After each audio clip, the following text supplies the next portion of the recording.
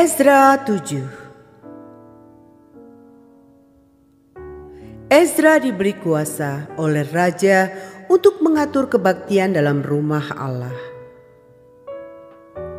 Kemudian daripada semuanya itu, pada zaman pemerintahan Artasasta, raja negeri Persia, maka berangkatlah Ezra bin Seraya, bin Azaria, bin Hilkiah, bin Salum, bin Zadok, bin Ahitub, bin Amaria, bin Azaria, bin Merayot, bin Zerahia, bin Uzi, bin Buki, bin Abisua, bin Pinehas, bin Eleazar, bin Harun, yaitu Harun imam kepala. Ezra ini berangkat pulang dari Babel. Ia adalah seorang ahli kitab, mahir dalam Taurat Musa yang diberikan Tuhan Allah Israel. Dan raja memberi dia segala yang diinginkannya, oleh karena tangan Tuhan Allahnya melindungi dia.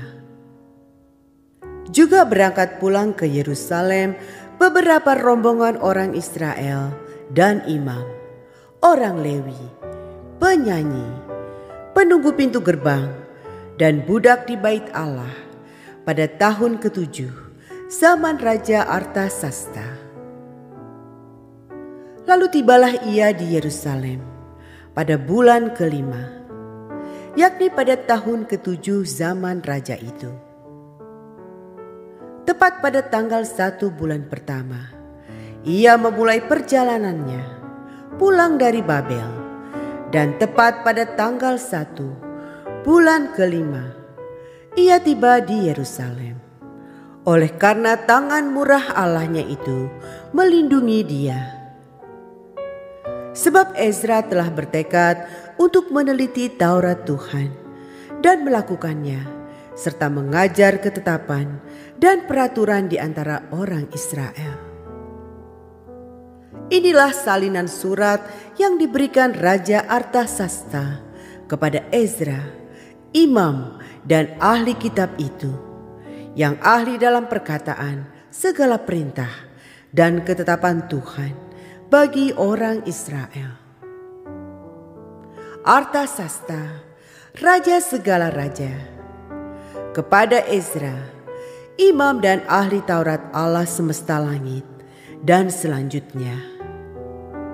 Maka sekarang, olehku telah dikeluarkan perintah bahwa setiap orang di dalam kerajaanku yang termaksud orang Israel awam atau para imamnya atau orang-orang Lewi dan yang rela pergi ke Yerusalem boleh turut pergi dengan engkau.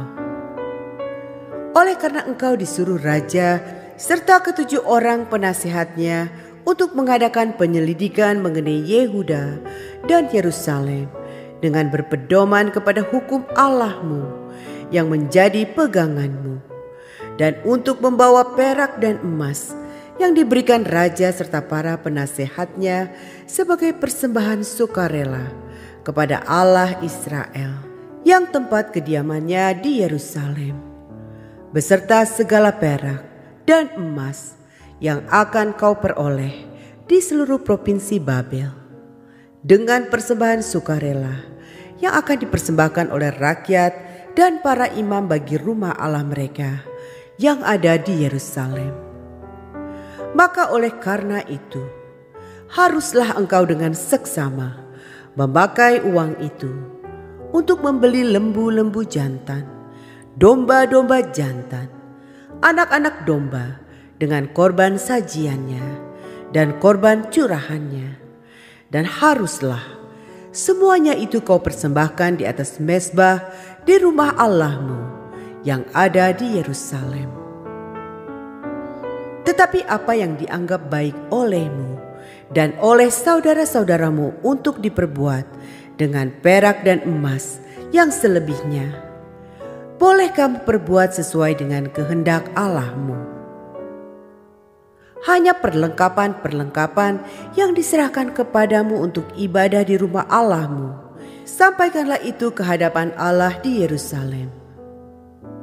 Dan yang lain yang masih diperlukan untuk rumah Allahmu, yang pembayarannya menjadi tanggunganmu, itu boleh kau bayar dari perbendaharaan kerajaan. Kemudian aku, Raja Artasasta, telah mengeluarkan perintah kepada semua bendahara di daerah seberang sungai Efrat begini: segala yang diminta daripadamu oleh Imam Ezra, ahli Taurat Allah semesta langit, haruslah dilaksanakan dengan seksama, dengan memakai perak sampai jumlah 100 talenta, gandum sampai jumlah 100 kor, anggur sampai jumlah 100 bat, minyak sampai jumlah 100 bat, dan garam tidak terbatas. Segala sesuatu yang berdasarkan perintah Allah semesta langit harus dilaksanakan dengan tekun untuk keperluan rumah Allah semesta langit, supaya jangan pemerintahan raja serta anak-anaknya kena murka. Lagi pula kami memberitahukan kepadamu bahwa tidaklah sah bila para imam, orang Lewi, penyanyi, penunggu pintu gerbang, budak di bait Allah, dan para hamba rumah Allah dikenakan pajak, upeti atau bea.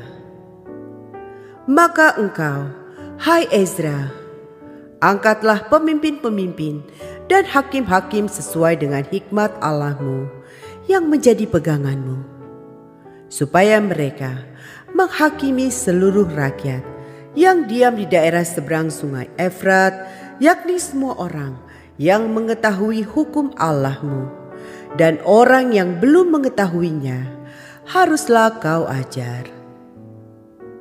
Setiap orang yang tidak melakukan hukum Allahmu dan hukum raja harus dihukum dengan seksama, baik dengan hukuman mati maupun dengan pembuangan, dengan hukuman denda atau hukuman penjara. Terpujilah Tuhan Allah nenek moyang kita, yang dengan demikian menggerakkan hati raja, sehingga ia menyemarakan rumah Tuhan yang ada di Yerusalem, dan membuat aku disenangi oleh raja dan penasehat-penasehatnya, serta segala pembesar raja yang berkuasa. Persiapan perjalanan. Maka aku menguatkan hatiku karena tangan Tuhan Allahku melindungi aku, dan aku menghimpunkan dari antara orang Israel beberapa pemimpin untuk berangkat pulang bersama-sama aku.